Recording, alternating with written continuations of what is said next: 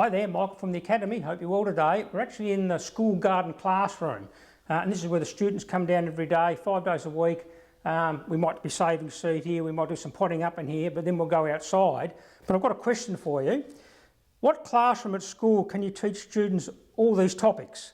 Maths, English, science, ecology, environmentalism, stewardship, hard work, animal welfare, conservation, community development, business, teamwork, food growing, seed collection, cooking, irrigation setups, plus there's a lot more. But what classroom in the school could you pick that you could teach all these subjects in one go? And the answer to that is, drum roll, the answer is the garden classroom.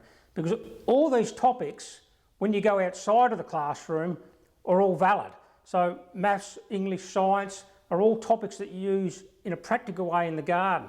And a lot of students, that's how they learn best, by going out and doing something in a practical way. And a lot of our education system is very much based on flat screens and blackboards. And I believe every school should have a school garden because there's a lot of students out there that just want to learn practical skills. So it's a really good idea if you've got a school, and I would highly recommend to set up, even if it's a small school garden, to give those students that really want to get out there and get their hands dirty, learn practical skills, to actually have a school garden. So that's just a bit of food for thought, so to speak, but I recommend that every school should have a school garden. We'll catch you next time. Bye.